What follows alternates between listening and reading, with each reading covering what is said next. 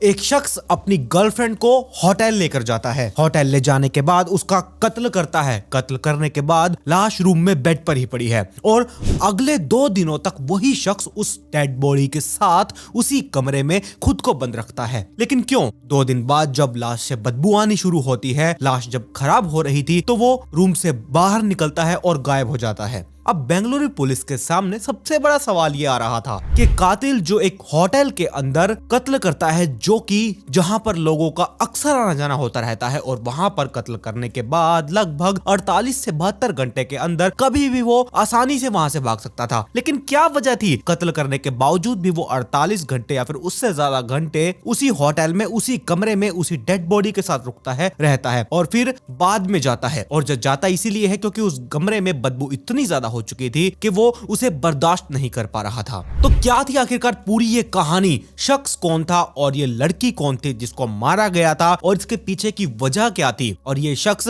इस टाइम पर कहां पर मौजूद है, क्या कर रहा है, पुलिस वाले क्या कर रहे हैं? पूरी स्टोरी को अच्छे से जानने की कोशिश करेंगे। लेकिन उससे पहले अगर आज आप नाइट फाइल्स पॉडकास्ट चैनल पर पहली बार आए हैं तो चैनल को सब्सक्राइब कर लीजिए, साथ में नोटिफिकेशन बेल आइकन को दबाना बिल्कुल मत भूलिएगा। तो चलिए स्टोरी को स्टार्ट करते हैं। ये स्टोरी एक 19 साल की लड़की और एक 21 साल के लड़के की है। लड़की 19 साल की, रहने वाली असम की, नाम माया गोगोई डेका। माया की बड़ी बहन बेंगलोर में रहा करती थी, जॉब करती थी। तो माया भी 3 साल पहले 2021 में बेंगलोर पहुंचती है और वो अपनी सिस्टर के साथ, अपनी कजन के साथ उसी अपार्टमेंट में रह रही थी। सोशल मीडिया पर ये काफी ज्यादा एक्टिव थी। वो अपने एक डिजिटल कंटेंट क्रिएटर के तौर पर काम करती थी। फिर बाद में इसने एक एजुकेशनल फर्म कंसल्टेंसी ज्वाइन कर ली। वो भी नौकरी कर रही थी और अपना काम कर रही थी। जो उसका शौक था वो सब कर रही थी। इसी दौरान केरल का एक लड़का, उसका नाम आरव हनोई, बिजनेस एडमिनिस्ट्रेशन में उसने ग्रेजुएशन किया हुआ था। उसके बाद वो भी एक स्टूडेंट काउंसलर के तौर पर काम करने के लिए 6 महीने पहले बेंगलुरु पहुंच गया। अब ये 2 अनजान लोग, 2 अजनबी बेंगलोर में, कभी दोनों आपस में मिले नहीं, कभी बातचीत नहीं हुई, कभी देखा नहीं। लेकिन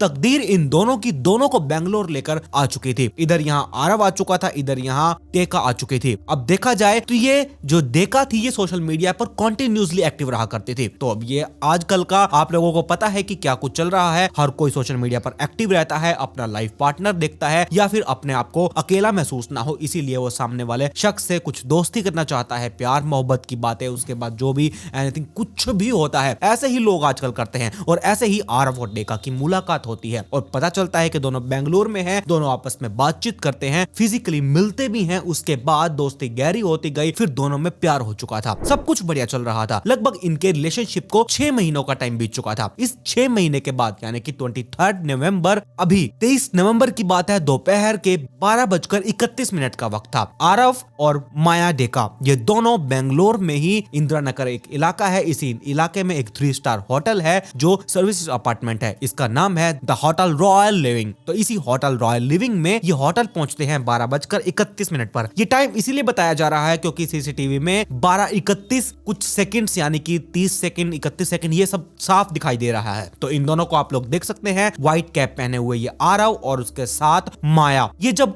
होटल के उस रिसेप्शन पर पहुंचते हैं तो डेका को साफ देखकर लग रहा था, वो हंस रही थी, मुस्कुरा रही थी, उसके चेहरे पर कोई शिकन नहीं, उसे कोई डर नहीं। ये यानी कि ये साफ था ये दोनों अपनी मर्जी से यहाँ पर आए थे। दोनों के पास एक एक बैग मौजूद है। इसके बाद डेका सोफे पर बैठ जाती है और आरव जो वहां रिसेप्शन पर शख्स आता है उसे डिजिटली तरीके से पेटीएम वगैरह, गूगल पे चाहे कुछ भी लगा लो, उससे वो पेमेंट करता है। पे करने के बाद वो दोनों इसी होटल के एक रूम में जो उन्हें अलॉट किया गया था ये वहां पर रुक जाते हैं। 23 नवंबर को रिसेप्शन पर इन्होंने बताया कि इन्हें सिर्फ 1 दिन के लिए कमरा चाहिए था। 23 नवंबर को दोपहर के आसपास 12:30 बजे के आसपास 32-33 पर दोनों ने वहां चेक इन किया। चेक इन करने के बाद सब कुछ नॉर्मल। अब 24 तारीख आ चुकी थी। 24 नवंबर को उस दिन उन्हें चेकआउट करना है, यानी कि 12 बजे का एक टाइम लिमिट होती है कि जब भी जिस दिन आपने चेकआउट करना है तो 12 बजे तक आप चेकआउट कर सकते हैं। उसके बाद आपके एक्स्ट्रा चार्जेस वगैरह जो भी होती है कंडीशन वो हो जाएगी। तो इन्हें भी 12 बजे ही चेकआउट करना था। तो रिसेप्शन से रूम के लैंडलाइन नंबर पर कॉल जाती है और बकायदा कि आप लोगों को यहाँ पर आज चेकआउट करना है।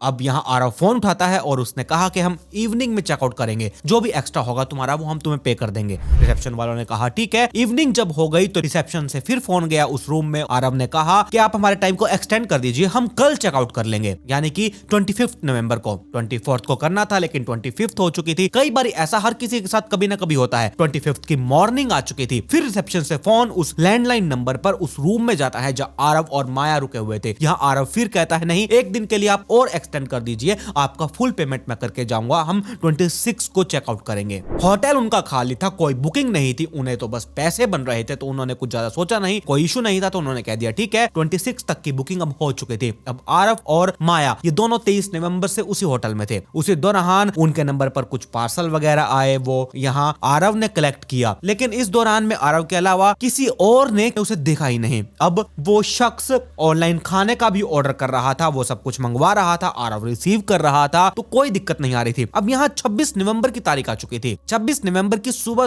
8:19 पर आरव दिखाई देता है सीसीटीवी कैमरा में। होटल के बाहर वाले कैमरे में वही उसने व्हाइट कैप पहनी हुई है और दोनों हाथ जेब में है और तेजी से होटल से बाहर निकल रहा है। ये जो तस्वीर आप देख रहे हैं ये उसी के निकलने की तस्वीर दिखाई जा रही है। अब वो होटल से तो बाहर निकल चुका था, बाहर निकलकर वो कहीं गायब ही हो गया। अब ऐसे ही सुबह से दोपहर होने लगी। 12 बजे चेकआउट का टाइम था। करीब 10 साढ़े 10 बजे के आसपास लैंडलाइन नंबर पर रिसेप्शन से कॉल भी जा रहा था कि चेकआउट करना है, आप चेकआउट कर दो, आपने करना है या नहीं। तो होटल वालों को लगा कि शायद वो देर से उठेंगे तभी कॉल नहीं उठा रहे। 11 बजे के बाद रिसेप्शन ने फिर कॉल किया लेकिन फिर भी कॉल नहीं उठा। अब ये चीज भी आप लोगों को बहुत अच्छे से पता है, जब हम किसी होटल में चेक इन करते हैं तो वहां रजिस्टर होता है और रजिस्टर में वो हमारी डिटेल्स मांगते हैं और डिटेल्स में नंबर भी मांगा जाता है। तो ऐसे ही आरव ने भी अपनी डिटेल्स, अपना नंबर, सब कुछ उसमें लिखा था। लेकिन जब रिसेप्शन वालों ने उस नंबर को रजिस्टर में देखा और उसे कॉल मिलाने की कोशिश की तो वो नंबर भी बंद जा रहा था। तो रिसेप्शन पर उन्हें लगा पता नहीं क्या है, नंबर क्यों बंद आ रहा है। उन्होंने फिर बाद में 1-2 बारी कॉल किया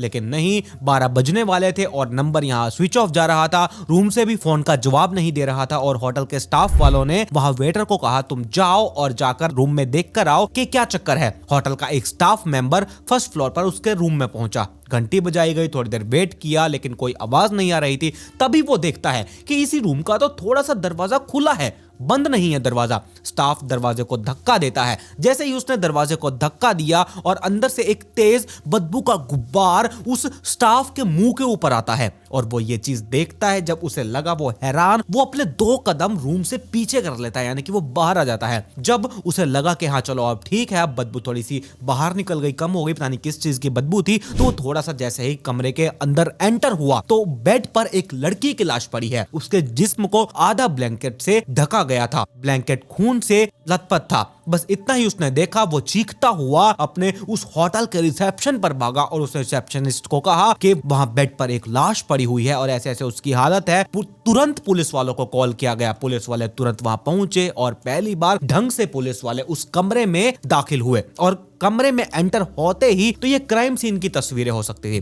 तो ये आप एक फोटो में दिखा रहा हूं, आप देख सकते हैं बेड है, बेड के साथ ब्लैंकेट है, ब्लैंकेट पर कुछ बूंदे हैं और मोबाइल रखा हुआ है, एक नायलॉन की रस्सी भी साथ में पड़ी है और उसी बेड पर दाहिनी तरफ कुछ जो फर्श है उस पर भी कुछ धब्बे हैं। तो ये सब कुछ जब देखा गया अंदाजा हो चुका था ये कत्ल हुआ है, किसी तेज धार वाले हथियार से हुआ है। और फिर इसके बाद पुलिस वाले उस डेड बॉडी को लेकर उस डेड बॉडी को उठवाते हैं वहां से और पोस्टमार्टम के लिए भेज दिया जाता है। मरने वाली कोई और नहीं, वही हंसती मुस्कुराती लड़की थी जो कि रिसेप्शन पर आपने उसे हंसते मुस्कुराते हुए आरव के साथ देखा था। 23 नंबर दोपहर 12:31 पर जो फुटेजेस थी ये वही लड़की थी। इसका नाम आपको बताया था माया गोगोई डेका। 23 नवंबर को इन्होंने चेक इन किया था और 26 नवंबर की दोपहर को माया की लाश पड़ी हुई थी उस कमरे में। अब जो कि इस कमरे में 2 लोग ठहरे हुए थे, आरव और माया। तो पुलिस वालों का सवाल था कि इसका पार्टनर कहां है। अब होटल वालों ने इधर उधर देखना शुरू किया। उन्होंने कहा कि हमें तो पता नहीं। मोबाइल पर कॉल किया तो उसका नंबर स्विच ऑफ जा रहा था। पुलिस ने कहा कि तुम अपने सीसीटीवी कैमरा चेक कराओ। जब सीसीटीवी कैमरास चेक किए गए तो यह पता चला कि 8:19 पर बड़ी ही तेजी के साथ अपना कैप पहनकर आरव होटल से निकल रहा है और उस दिन के बाद से वो गायब है। पुलिस वालों ने रिसेप्शन से आरव का नंबर लिया और उसको कॉल किया लेकिन फोन स्विच ऑफ जा रहा था। अब क्या किया जाए? फौरन पुलिस पुलिस ने आरव के मोबाइल की सीडीआर निकलवानी शुरू की, देखा कि कब कब क्या क्या हो रहा है। तब सुबह 8:30 के आसपास ये पता चला कि आरव का मोबाइल ऑन हुआ था और तब उसने अपने मोबाइल से एक कॉल की थी।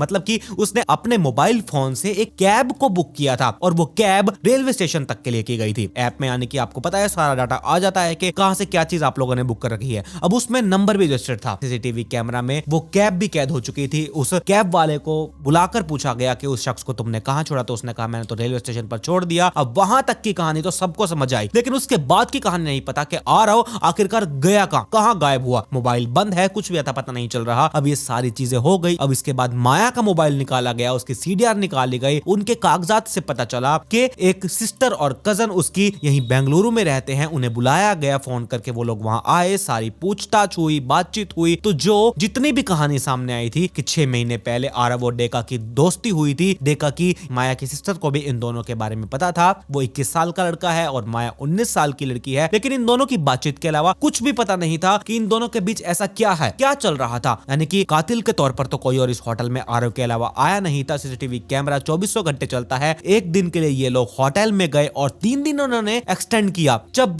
माया का मोबाइल पुलिस वालों ने अनलॉक किया और देखा कि उसमें आखिरी मैसेज, आखिरी कॉल 24 नवंबर का था, तो पुलिस ने अंदाजा लगाया कि 24 नवंबर तक ये मोबाइल चार्ज था ऑन था और 24 नवंबर को ये मोबाइल चार्ज या तो बैटरी खत्म हुई या फिर इसे बंद कर दिया गया। तो इसी के हिसाब से पुलिस वाले ये मानकर चले कि 24 नवंबर को ही माया का कत्ल कर दिया गया। यानी कि 23 नवंबर को चेक इन हुआ और 23 नवंबर हो सकता है रात को 12 बजे के बाद और सुबह से पहले, यानी कि ये सब कर दिया गया हो। यानी कि होटल के चेक इन करने के कुछ ही घंटों बाद ये सारा काम कर दिया गया था। पोस्टमार्टम रिपोर्ट आई जब पता चला कि उसके ऊपर 10 से ज्यादा चाकुओं के निशान थे, गर्दन से लेकर सीने तक हर जगह पर निशान थे और 24 तारीख को मोबाइल बंद। जो लाश की हालत थी वो बता रहे थे कि वो 48 घंटे से ज्यादा पुरानी है। तभी वो लाश खराब होने लगी थी, उसमें से बदबू आने लगी थी। लेकिन दूसरी तरफ होटल वाले और सीसीटीवी कैमरा ये बता रहे हैं कि जिस कमरे में जिस होटल का स्टाफ घुसा और बाद में पुलिस आई, तब तक वो पूरा कमरा उसमें अजीब से स्मेल की बदबू थी और उसे कुछ घंटे पहले वहां से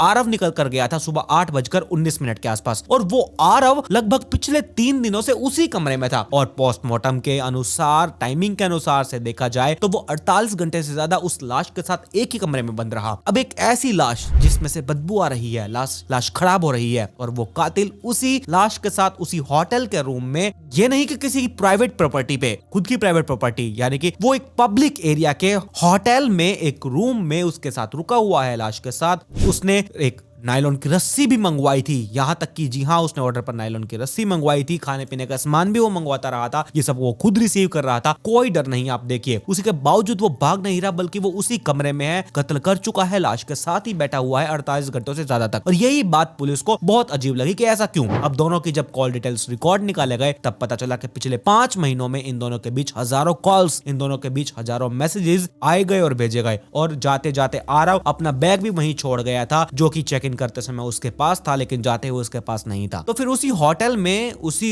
रूम में, उसी नंबर के साथ ऑनलाइन एक नायलॉन की रस्सी का भी ऑर्डर दिया गया था, जो मैंने आपको भी बताया कि रस्सी का ऑर्डर, चाकू का तो उसने कहीं से ऑर्डर नहीं दिया। वो चाकू मतलब ये था कि वो साथ लेकर आया हुआ था, तो इसका मतलब यही जा रहा था। यही से पुलिस मान रही थी कि अचानक होटल में आने के बाद कोई झगड़ा वगैरह हुआ, कत्ल हुआ, ऐसा नहीं है। ये कोई सीन ही नहीं है, ये एक वेल प्लान मर्डर है। और जब आरव इस होटल में आया तो ये ठान कर आया था कि उसे माया का कत्ल करना है। लेकिन माया का कत्ल क्यों करना है, वजह क्या थी, कारण क्या था। और ये कत्ल करने के बाद इतने मौके थे वहां से निकलने के, भागने के। वो 26 नवंबर को 8:19 के आसपास वो निकला, दरवाजा लॉक करने के बाद भी नहीं, वो दरवाजा उसने ऐसे ही छोड़ दिया और वहां से वो एकदम निकल गया। कहीं भी वो कैसे भी निकल सकता था पिछले 2-3 दिन में, लेकिन एक शख्स कत्ल करता है, कत्ल करने के बाद लाश के साथ 48 घंटे से ज्यादा उसी कमरे में बैठा रहता है। यही चीज, यही सवाल पुलिस वालों को अब परेशान करने लगा था। अब इसकी वजह क्या हो सकती थी, तो एक चीज पुलिस की नजर में आई कि उसने रस्सी का ऑर्डर दिया, चाकू उसके पास था, लेकिन उन 2 चीजों से ये थोड़ा सा अंदाजा हो सकता था कि वो उस होटल में रहते हुए आरव लाश के टुकड़े करना चाहता था और उसे किश्तों में अलग अलग जगह पर अलग अलग ठिकाने लगाने की प्लानिंग करने लगा कि थोड़ी थोड़ी टुकड़ों को बाहर लेकर जाएगा और वहां उसके बाद वो उन्हें डंप कर देगा, कहीं ठिकाने लगा देगा। हाल ही में ऐसे बहुत सारे केसेस हो रहे हैं, आप लोगों को बहुत अच्छे से पता है। सभी कातिल ऐसे ही आइडियाज ले रहे हैं, तो इसीलिए वो यहाँ बैठा रहा, रुका रहा, लाश के टुकड़े करेगा, फेंकेगा, लेकिन उसे मौका नहीं मिला। लेकिन इस थ्योरी में एक थोड़ी सी अलग चीज आ रही है। कमरे में नायलॉन की रस्सी, चाकू, बैग, ट्रॉली बैग भी नहीं था, कोई इतने बड़े सारे पॉलिथीन भी नहीं थे जिसमें आप टुकड़ों को समेट कर ऐसे बाहर लेकर जा सकते हैं। तो ये थोड़ी सी चीज समझ में नहीं आ रही थी, वो कमरे के अंदर क्यों रुका। और इतना बड़ा सवाल कि जिस माया से 6 महीने से इन दोनों के बीच दोस्ती थी, प्यार था, माया की सिस्टर और ये दोनों सभी लोग जानते हैं एक दूसरे को, ये मिले थे, इसने कत्ल क्यों किया। कत्ल करने के लिए एक होटल को क्यों चुना जो कि एक ऐसी जगह है जहां पर सबसे ज्यादा रिस्क होता है। अब अपना चेहरा सब कुछ वो लेकर आया, कैप के जरिए वो अपना थोड़ा सा चेहरा छुपाने की कोशिश कर रहा था, तो लेकिन हो नहीं पाया। तो ऐसे बहुत सारे सवाल थे। तो ये सारे सवाल तब सामने आएंगे जब आरव सामने आएगा। आरव भाई पुलिस वालों के हाथ लगा नहीं है, वो बेंगलुरु पुलिस का ये भी कहना है जो कॉल डिटेल्स रिकॉर्ड और बाकी और चीजें हैं वो उसके फैमिली तक पहुंच चुके हैं, बात हो चुकी है आरव के पास। उनका कहना है कि इतने पैसे नहीं है कि वो बहुत दूर जाए और बहुत देर तक बचता रहे, पैसे है नहीं, वो छुपेगा कहां पर। पुलिस की टीम अलग अलग जगहों पर अब लगी हुई है, मोबाइल ऑन होगा तो लोकेशन पता चल जाएगी। ये सारी चीजें अभी चल रही है, इन्वेस्टिगेशन चल रही है। अब 2 सवाल थे, पहले उसकी दोस्ती और प्यार, उसे बेदर्दी से क्यों मारा गया, कोई और चक्कर था, जेलेसी थी या परेशान कर रही थी, या फिर एक और ये सवाल था कि कत्ल करने के बावजूद जब वो भाग सकता था फिर भी वो 48 घंटों से ज्यादा लाश के पास रहकर वो क्या करना चाहता था। ये चीज किसी को भी समझ नहीं आ रही, किसी के भी गले नहीं उतर रही कि उसने ऐसा क्यों किया, इसके पीछे का कारण, मोटिव क्या था। जो भी होगा आप लोगों को नेक्स्ट वीडियो में स्टार्टिंग में या फिर कमेंट में पिन करके बता दिया जाएगा। अभी इन्वेस्टिगेशन चल रही है। तो बस ये थी पूरी कहानी पिछले नवंबर की, जो भी दिसंबर चल रहा है। आप बताइए आप लोगों को ये स्टोरी कैसी लगी, क्या आप लोगों ने पहले कभी इस स्टोरी को सुना है या फिर नहीं, मुझे कमेंट सेक्शन में जरूर बताइएगा। और अगर आज आप इस नाइट फाइल्स पॉडकास्ट चैनल पर पहली बार आए हैं तो चैनल को सब्सक्राइब कर लीजिए, साथ में नोटिफिकेशन बेल आइकन को दबाना बिल्कुल मत भूलिएगा। मेरी इंस्टाग्राम आईडी आप लोगों की स्क्रीन के ऊपर है, इसका लिंक नीचे डिस्क्रिप्शन में दिया हुआ है, जाइए और जल्दी से इंस्टाग्राम आईडी को भी फॉलो कर लीजिए। खैर पिछली वीडियो का शाउट आउट @फरीन जेफरी को कमेंट पिक में to get a shout out in next video. मिलते हैं ऐसी ही एक और चौंका देने वाली इंटरेस्टिंग स्टोरी के साथ।